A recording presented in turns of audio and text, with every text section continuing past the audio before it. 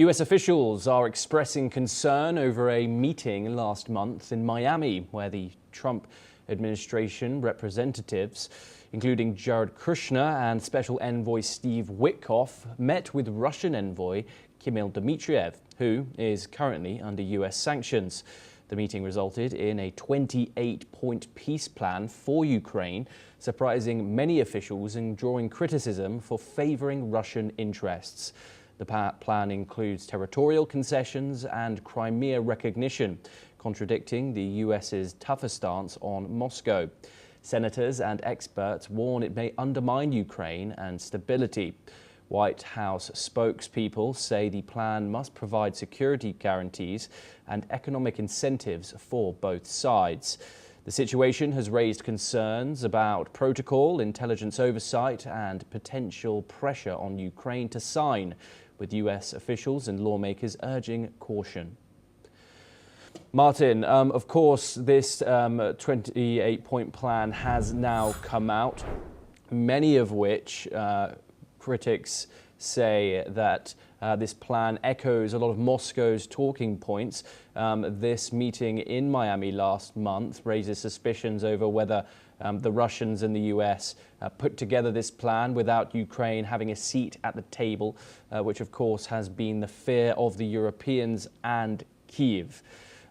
What do you see for the future of this plan? Of course, Donald Trump has given Ukraine a week to sign it, with anger and concern as well from European parties who also have very much raised concern over security guarantees. What is important to say as well is that Zelensky has been handed a separate document given in, along with territorial concessions, some security guarantees.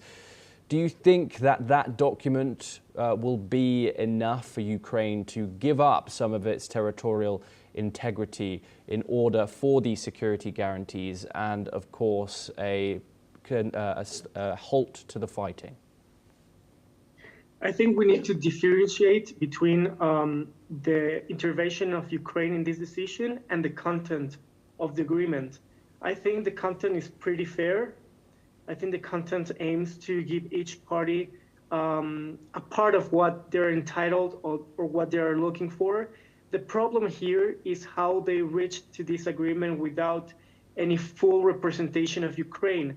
I think it's very unlikely that Ukraine will accept this plan. It I think it should be really important for Ukraine to take in consideration that they're going to lose more without accepting it, because if they keep on going with the war, the U.S. will ask Ukraine to pay them with natural resources, which at the end of the day is going to be as detrimental as putting a stop to this war.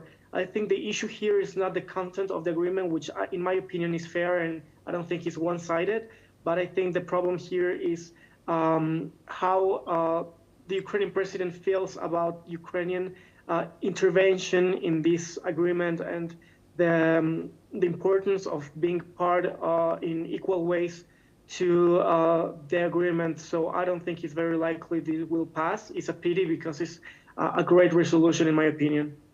Yes, Martin, do once again stay with us as we have breaking news coming out of the conflict. And the United States and Ukraine are planning to launch talks in Switzerland to discuss ways to end the ongoing Russia and Ukraine war.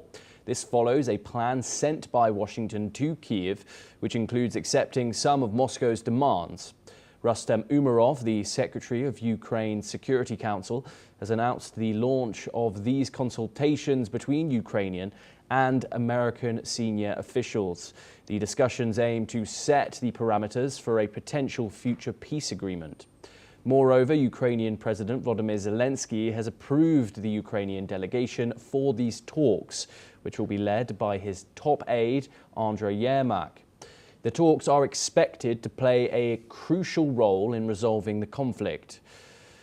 Martin joins us once again. Martin, do you think that the Europeans and the rest of Ukraine will be looking positively at these talks, especially as previously. There have been concerns over, as the saying goes, no talks on Ukraine without Ukraine.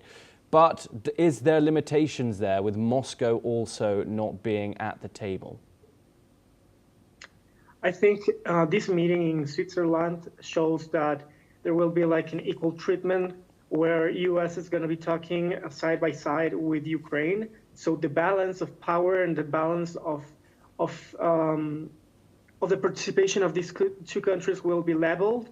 I think at the beginning, Europe and Ukraine will be very suspicious towards this agreement, but in the case that the content is fair and proposes a full protection and a full regarding the security of the European Union and Ukraine, it can be very successful regarding of the outcome and the results of the talkings.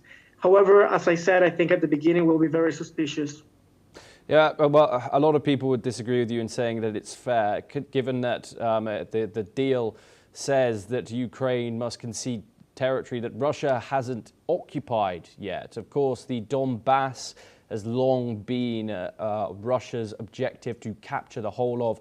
Of course, over the past few weeks, Moscow making huge advances in the region. Can one say this deal is fair when Ukraine has always preached its sovereignty when it comes to territory, along with Europe and, of course, with the United States around a month ago? And now Donald Trump is saying that Ukraine must indeed concede land. Would you say that Ukraine would see this as fair as well? Of course, Ukraine will never say this is fair. And it seems unfair, but we need to remember that Ukraine has a lot of territories that are ethnically Russian. A lot of people living out there, they consider themselves Russian and they want to join Russia. I'm not taking part of any issue here, any country. I'm like neutral, but I think that if you need to give land in return to peace and to stability and to stop losing your resources, human lives, and at the end of the day, it's more likely that the war will end up with Russia acquiring more territory. I think this agreement will stop Russia from taking more territory and will put an end to this horrible war. Unfortunately, whether we like it or not, Russia has a very strong army, and the US is not willing to put all of their efforts to protect Ukraine. They have shown that they are not going to put all of their cards on Ukraine, and I think it's better than nothing to just stop the war, even if that means giving a little bit of territory. Okay, Martin Saar Arias, thank you very much for joining us here on NewsX World. It's a pleasure to have you on the program. Okay.